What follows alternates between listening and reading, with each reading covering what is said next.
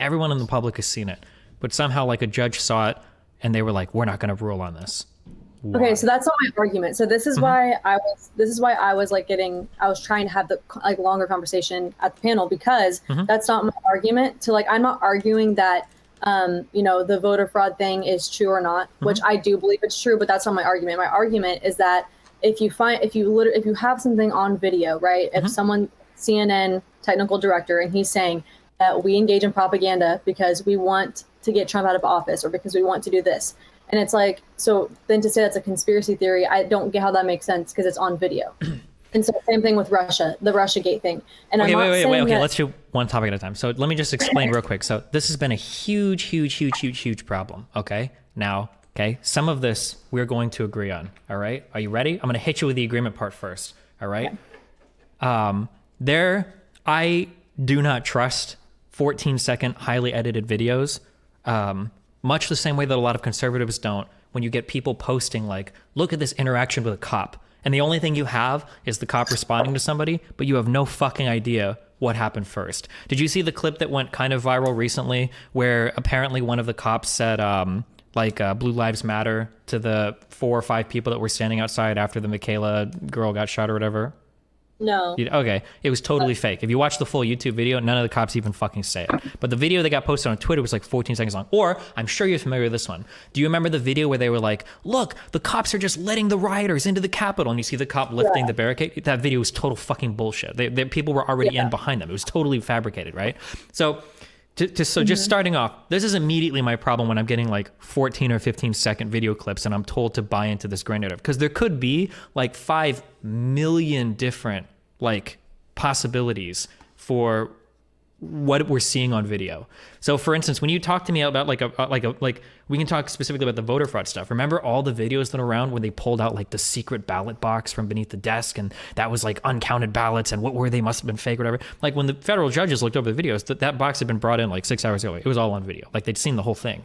But when we just get like these 15, this is my problem when I'm getting like 15-second clips. So this most recent Project Veritas story is like some dipshit like technical guy that works for CNN like trying to impress like a Tinder date, saying like, oh yeah, like we picked the most sensations, but it's like, this guy isn't an editor. This guy's not making any of these decisions. He didn't say that. He said propaganda. He didn't say sensational videos.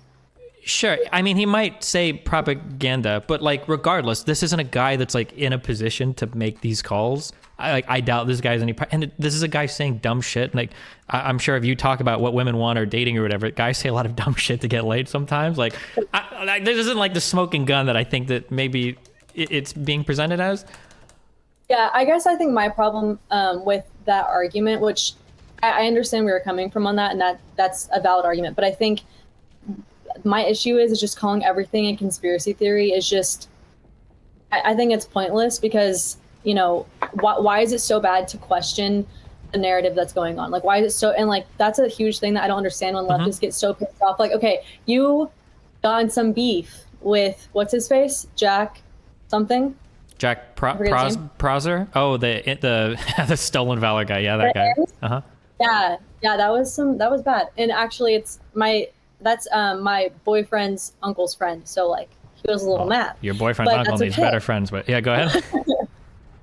Anyways, but you know, so you were like, you know, why, like, you don't trust the American system, like who do you trust? And it's like, well, why do you have to like trust someone? Like, why is it like so important to you that that's a really good like epistemic question, right? What even is reality? So my argument, what is reality? It's just, why do you think it's so important to to trust it? That is kind of what we're really getting at, right? Like, how do we determine what is real? Because at the end of the day, neither you nor I, well, I don't know what you do for a living. I don't have direct access to like I don't have firsthand knowledge of like any foreign affairs stuff. I don't go overseas and see, you know, who's killing who. I don't, you know, sit in a lab and conduct experiments on vaccines. So at the end of the day, like, our realities are kind of defined by who we put our trust in, right? That's kind of, we have to, right?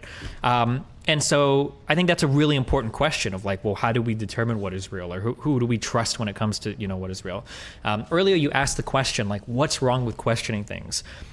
I don't think there's anything wrong with questioning things. The problem is, like, we only have so many questions in a day that we can ask, and we only have so many resources, both mentally and like physically, that we can put towards investigating things. And if all of our mental faculty is being used to figure out, like, I don't know if the vaccine is real or if it's just Bill Gates trying to fuck me with a microchip, it's like, okay, well, fuck. Well, there's a lot of like really, really good questions that we need to be asking. Like, are the corporate tax rates set at an appropriate level? You know, why is housing becoming unaffordable? You know, does our minimum wage really need to only be $7.25? Like, these are like probably more important questions that like more people want the answers to. But when we spend our time like investigating conspiracy theories, which is what I will call them because they have like no foundation in reality, I don't know. I feel like that's my problem with it is that we spend so much time looking at the wrong stuff. And that's why I think it's a really important question when I ask that Jack guy, well, who do you trust? Because when somebody's trying to feed me these lines like, oh, the American intel is fake and blah, blah, blah. Oh, well, whose intel do you trust in? Do you trust Saudi Arabia? Do you trust the United Kingdom? What about like Canada, New Zealand? Are there Five Eyes partners? Like, who do you trust there? Because if you don't trust anybody, well, like, are you going to tell me next that you trust like James O'Keefe? Like, who is he compared to like a million generals or lieutenants or anybody else that gives us information about foreign affairs, or Edward Snowden or whatever? Sorry, I'm rambling on. You can cut me off if I say anything. But yeah, go for it. Go. That's my general like thought. Yeah. Yeah, no, that, I mean, once again, that I can understand where you're coming from. I just think that I would rather trust an individual than like a corporation or the government, just because I'm just more prone to trusting an individual, like especially like James O'Keefe. Like, I was interviewing with Project Veritas. I know them pretty closely. So can you tell me why? Why do you trust an individual more than like a larger organized entity?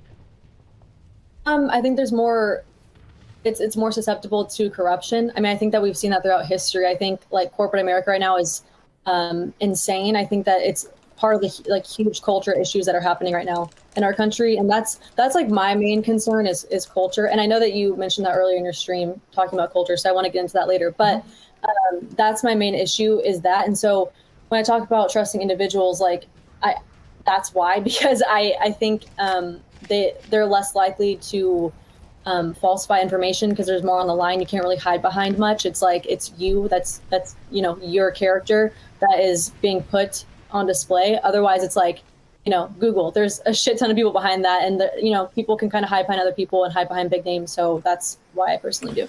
So have you what's your like approximate age? You don't have to like be precise. I'm 23. Okay, I don't care. Okay, I'm 32. I'm a little bit older. You've probably gotten to the point in your life though where you realize, like, when you're in a group of friends and somebody's like, hey, like, I'm going to tell you something, but it's a secret. You quickly learn in life that like you can tell somebody something that's a secret, but they've got like that one friend that they're going to tell. And then that one friend has like their one or two friends. And basically any secret will get out. Like, it always fucking happens. When you're in a group of friends and somebody's telling you, here's a secret, don't tell anybody, there's at least 12 other people that know that shit. And pretty soon every motherfucker's gonna know that shit. So I've got like a history like in electronic sports and esports. I used to be a semi-pro-gamer. I've got obviously big communities here on YouTube and Twitch. Like, every secret propagates at the speed of whatever your internet connection is. It's insane. One of the things that I like about kind of like larger entities versus smaller ones is that with a larger entity, the corruption is really, really, really hard to hide. Anybody that works with any amount of like InfoSec, so information security, will know like how easy it is to hack accounts, how easy it is to just get people's passwords, how much people just blah, blah, blah, talk. Like we've seen out of the Trump administration or any administration, how leaky people talk to journalists. The idea of like trusting one individual who could very easily lie and not really get caught for it, because there's not many people around to expose it, it feels like it's way easier for one person to lie versus like an entire entity like CNN, who's going to have like a ton of other players in the field that will bust their balls if they can find that they're fucking up something, right? Like, however much you want to think that the media conglomerates are all like out to fuck America, like if the New York Times or the Washington Post or MSNBC gets like a juicy story in CNN, they're going to run it, right? They're going to fuck them on it because, yeah, go ahead. Okay, sorry. So I guess where I just disagree with that is that I'm not saying I'm going to trust like an individual who has, you know, no influence at all and is, you know, doesn't have like anything to really show for their work or anything like that. That's definitely not what I'm saying. When I say that I trust like James O'Keefe and Project Veritas, is the fact that I know them, I've talked to them personally, and also based off their work and their portfolio of exposing things. And when it comes to trusting a corporation, I'm not like saying trusting them, I guess, with data or something like that, which I definitely don't trust them with that. I'm talking about their motives and like what is behind that, because it's very apparent. It's so apparent the motive of woke capitalism, basically. They're all, I mean, look at the Pride Parade, right? The Pride Parade is all huge corporations on floats.